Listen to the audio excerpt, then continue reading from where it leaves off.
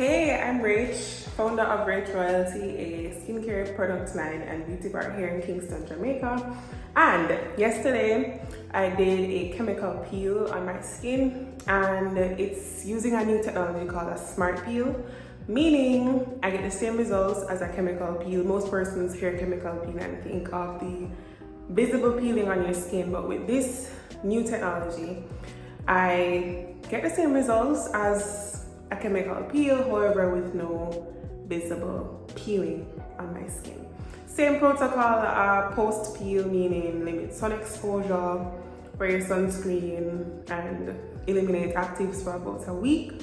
Still applies, but the pro is no visible peeling. Yes, what I wanted to talk about today is the different types of sunscreen. So now that I am post peel, even before doing the chemical peel, I've been using a mineral sunscreen, and that's from a Korean skincare line that I like and that I carry in store as well. What I wanted to just talk about briefly is the different types of sunscreens, specifically chemical sunscreens versus mineral sunscreen. So a common feature of chemical sunscreens is, they have the ingredients such as oxybenzone. So for chemical sunscreens, they are formulated with what we call UV filters that convert the UV rays from the sun into non-damaging heat. Now, a quick way to assess whether the sunscreen that you're using is a chemical sunscreen or a mineral sunscreen is to look at the ingredients. There are hybrid sunscreens, however, once it has ingredients such as oxybenzone or oxybenzone or octisalate, octocrylene, homosalate, and octinazate.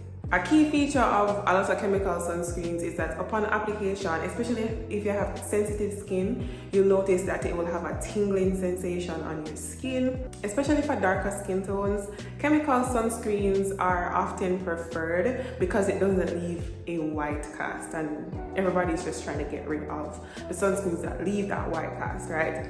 So a key feature of chemical sunscreens is also that they don't typically leave a white cast. However, if you do have sensitive skin, sometimes you'll notice that you'll have a tingling sensation when you apply the chemical sunscreen. And chemical sunscreens are also usually lightweight. They can come in spray form or gel form. However, the ingredients in chemical sunscreens are oftentimes comedogenic, so it can clog your pores, and if you have sensitive skin, it can cause irritation to your skin, which is why post-chemical peel it's usually recommended to use a mineral sunscreen. Now, unlike the chemical sunscreen that use the UV filters to convert the UV rays into non-damaging heat, the mineral sunscreens act as a shield then. The mineral sunscreens act as a shield, so it prevents the UV rays from penetrating the skin. So the ingredients essentially sit on top of the skin and act as a shield. Common ingredients in mineral sunscreens are titanium dioxide, zinc oxide, and these are honestly the most prevalent ingredients in mineral sunscreens. It's almost like a 2-for-1 benefit when you use mineral sunscreens, especially if you have acne-prone skin, because the zinc is an excellent ingredient as it relates to treating your acne. So you're getting the benefits of the sun protection, and it also helps to treat your acne as well. Mineral sunscreens are less likely to irritate your skin than a chemical sunscreen, which is why it's most ideal post-peel, because after you do a chemical peel, your skin is in a fragile state, which is why, depending on the strength of the peel that you've done, it's recommended to wear your hats, your UV blocking sunglasses, limit sun exposure, etc. So because your skin is in that sensitive state, you don't want to be using a sunscreen that can irritate your skin. You definitely need to wear a sunscreen, but just not one that irritates your skin.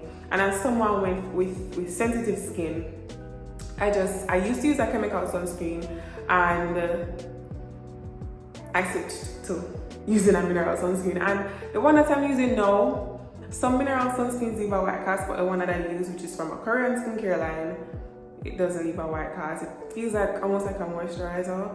And yeah, as it relates to the white cast aspect, because the titanium dioxide and the zinc oxide can lead to you having like a white ashy look.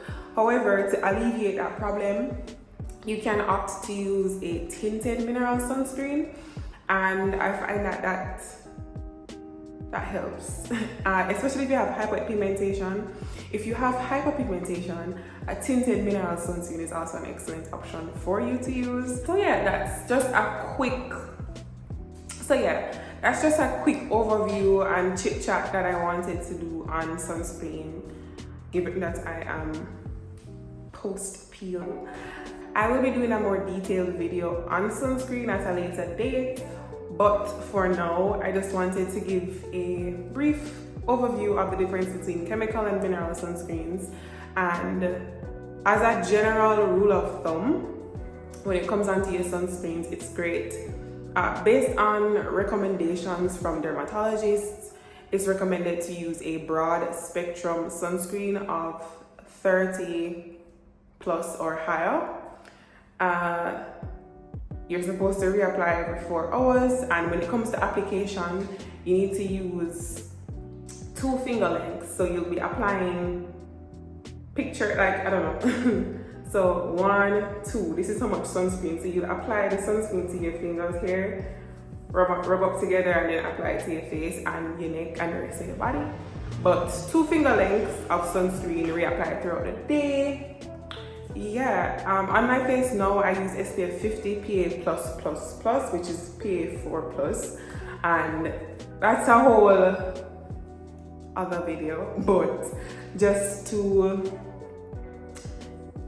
make note of it, just to make notes of it here so you can have an idea before I post the longer and more detailed video.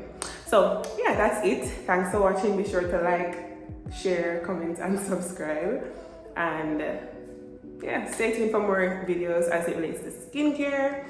We'll also be doing videos of our treatments, the various treatments that we offer. So subscribe and stay tuned.